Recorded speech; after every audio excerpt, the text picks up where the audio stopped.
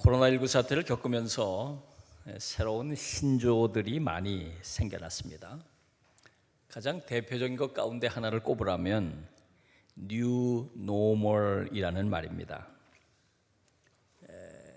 사전적인 뜻은 시대 변화에 따라 새롭게 떠오르는 기준, New, 새롭다는 말이죠. Normal, 기준, 표준, 그런 말입니다. 처음에 이 말이 경제적인 분야에서 사용되기 시작했습니다.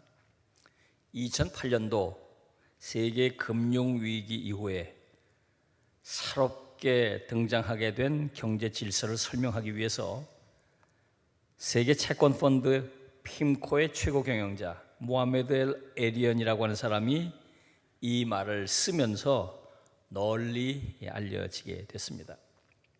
그러니까 이 금융위기 이전에 전 세계의 경제는 3% 이상의 지속적인 성장을 쭉 유지해 왔는데 이제 금융위기 이후에는 이게 떨어져 가지고 아주 낮은 저성장 시대가 계속 될 것이다. 고성장을 이루던 것이 노멀이었는데 이제 금융위기 이후에 저성장이 노멀이 되는 시대가 올 것이다. 그런 뜻에서 뉴 노멀이라는 말을 썼던 것입니다. 이제 코로나19 사태가 시작되면서 이 뉴 노멀이라는 말이 경제 분야를 넘어서 우리 삶 전체 기준을 바꿔 놓는다는 뜻으로 사용되게 됐습니다. 자, 오늘 본문은 특히 이렇게 뉴 노멀을 세워가야 하는 위기 시대에 우리가 경청해야 할 말씀입니다.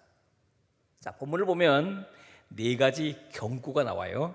본문 8절로 9절을 보면 네 가지 경고가 나옵니다. 첫째, 함정을 파는 자는 거기에 빠질 것이다. 담을 허는 자는 뱀에게 물릴 것이라. 돌을 떠내는 자는 그런 말미암아 상할 것이다. 나무를 쪼개는 자는 그런 말미암아 위험을 당할 것이다.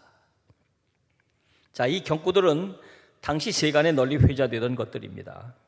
솔로몬은 이 경고들을 모아서 하나님의 지혜를 전하자고 이 본문에 사용하게 된 것입니다. 자, 이 네 가지 경고에 공통점이 있죠. 어떤 의도를 가지고 행한 일이 예상치 못했던 치명적인 위험을 초래할 수 있다는 것이죠. 특별히 그게 그 의도가 자기만을 생각하는 이기적인 것일 때 더더욱 그럴 수 있다는 것이 그렇습니다. 여러분, 우리가 무심결에 하는 행동 하나가 누군가에게 큰 고통을 줄 수 있음을 생각할 수 있어야 합니다. 우리가 생각 없이 저지른 잘못 하나가 공동체에 큰 위기를 초래할 수 있다는 생각을 할 수 있어야 합니다. 자, 본문 10절을 보면 이런 말씀이 나옵니다. 철연장이 무뎌졌는데도 나를 갈지 아니하면 힘이 더 드니라. 철연장을 잘 갈아서 나를 세워서 써야 힘이 덜 들고 작업도 잘 할 수 있다는 것이죠. 이 또한 당시 널리 사용되던 경고입니다. 9절에 나오는 말씀처럼 나무꾼이 도끼로 나무를 쪼갤 때 도끼가 무뎌졌다면 나무를 제대로 쪼개지도 못하고 힘만 들 것입니다. 그래서 나무꾼들은 나무를 쪼개기 전에 먼저 도끼에 나를 갈아서 나를 세우는 일부터 해야 합니다. 자, 그러면 왜 이 경고가 갑자기 튀어나왔을까요? 여기서 이 경고는 하나의 비유입니다. 앞에서 인간의 행동이 예상치 못한 위기를 초래할 수 있다는 점을 말했습니다. 그리고 그 뒤에 가면 그 위기는 지혜로 풀어낼 수 있다고, 지혜로 그걸 잘 극복할 수 있다고 말하고 있어요. 그렇습니다. 오늘 우리가 이런 위기를 맞게 된 것은 따지고 보면 우리에게 지혜가 부족하기 때문이에요. 욕심을 부려서 자연을 파괴하면 눈앞의 이익은 얻을 수 있을지 몰라도 반드시 그 대가를 치르게 된다는 사실을 깨닫지 못했기 때문입니다. 자연과 더불어 상생하는 길이 당장 손해처럼 보여도 길게 보면 그것이 자신에게 유익하게 된다는 사실을 깨닫지 못했기 때문에 이런 일이 생긴 것이죠.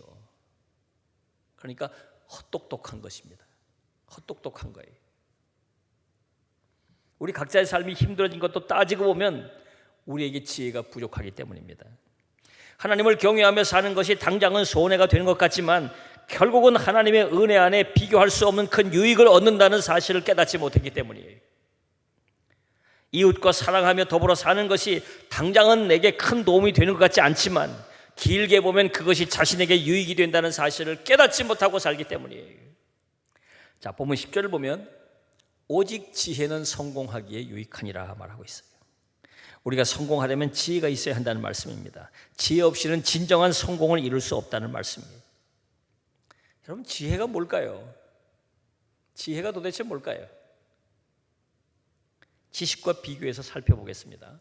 지식이란 것은 답이 정해진 문제를 풀어갈 때 도움이 되고 활용되는 것입니다. 예를 들면 지구에서 달까지 거리가 얼마나 될까? 이건 지식으로 풀어내는 거예요. 인구가 급증하는데 식량 문제는 어떻게 해결할 수 있을까? 이런 것들은 지식을 통해서 답을 찾아낼 수가 있어요. 이에 비해서 지혜는 답이 없는 문제, 간단하게 답을 찾아내기 어려운 복잡하고 꼬여있는 그런 어려운 문제들을 풀어갈 때 주로 활용됩니다. 어떻게 하면 행복하게 살 수 있을까? 어렵죠. 어떻게 하면 더불어 모두가 다 잘 살 수 있을까? 어렵잖아요. 자, 이런 문제를 풀어갈 때 지혜를 활용할 수 있는 것입니다. 저는 이번 코로나 사태를 근원적으로 해결하기 위해서 지혜가 필요하다고 생각합니다. 하나님께서 창조하신 원리를 생각하면서 거기서 실마리를 찾아야 한다고 생각해요. 창세기 1장 28절을 보면 하나님께서 이렇게 말씀하셨습니다.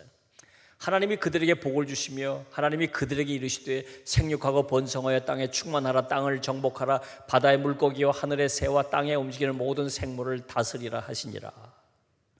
인간에게 생육하고 번성하고 땅에 충만하고 이 세상 모든 동물들을 다 마음대로 다스리라고 말씀하셨어요.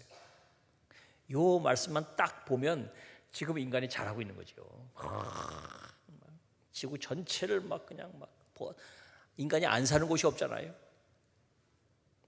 자, 그런데 창세기 1장 21절로 22절을 보면 또 다른 말씀이 있다는 사실을 잊지 말아야 해요.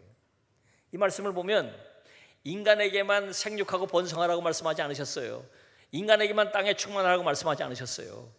모든 동물들에게 같이 생육하고 번성하라고 말씀하신 것입니다. 이 지구 안에 인간도 생육하고 번성하고 개도 생육하고 번성하고 곤충도 생육하고 번성하고 물고기도 생육하고 번성하고 다 생육하고 번성하라고 말씀하셨어요. 자, 그러면 생육하고 다 번성하려면 땅이 좁으니까 충돌을 하지 않겠어요? 그거를 관리하고 정리하라고 하는 사명을 인간에게 준 것입니다. 그리고 그 목표를 말씀하셨어요. 창세기 1장 31절을 보면 하나님 보시기에 좋았더라. 그렇게 해서 하나님 보시기에 좋은 아름다운 창조 질서, 창조 세계를 만들라. 이게 하나님의 창조 원리예요. 그런데 인간은 자기만 생육하고 번성하기 위해서 이 지구를 정복하고 다른 동물들 학대하고, 그래서 하나님 보시기에 정말 슬픈 그런 생명 공동체를 만들어 놓은 것입니다. 그래서 이 자연이 지금 인간에게 반격을 하고 있는 거예요. 반격을 하고. 인간에게 공격을 해오고 있다. 반격을 하고 있다 그 말입니다. 그래서 생겨난 게 코로나19 사태예요. 야고보 1장 5절을 보면 이렇게 말씀하고 있습니다. 너희 중에 누구든지 지혜가 부족하거든 모든 사람에게 후히 주시고 꾸짖지 아니하시는 하나님께 구하라. 그리하면 주시리라. 할렐루야. 하나님께 구하면 하나님이 주신다고 약속하셨어요. 하나님께 구하면 주신다고 약속하셨어요. 이 말씀을 따라 여러분 지혜를 구하십시오. 어려운 문제, 위기를 겪고 있거나 난제 앞에서 쩔쩔매고 있을 때 어떻게 하면 이걸 풀까 사람들에게 묻고 뭐 검색하고 뭐 찾아보고 쩔쩔매고 있지만 잘못됐어요. 하나님 앞에 나가 지혜를 구하세요. 하나님 어떡할까요? 하나님 지혜를 주십시오. 하나님 주신 지혜를 가지고 하나님의 창조 원리를 말씀을 깊이 묵상하다 보면 실마리를 찾아낼 수 있어요. 실마리를 실타래를 실마리를 딱 찾으면 거기서부터 풀려나가는 거예요. 그 실마리는 하나님의 말씀이 성경에 있는 거예요. 딴 데서 찾으려고 하지 말고 검색하려고 하지 말고 실마리는 성경에 찾으라. 하나님 주신 지혜를 가지고 실마리를 찾으면 솔로몬처럼 그 어려운 문제들을 풀 수가 있는 것입니다. 그러면 우리는 위기도 극복할 수 있고 인생도 성공적으로 살아낼 수 있는 것입니다. 사랑하는 여러분, 하나님 주신 지혜로 여러분의 인생을 성공적으로 살아가시기를 주님의 이름으로 축원합니다.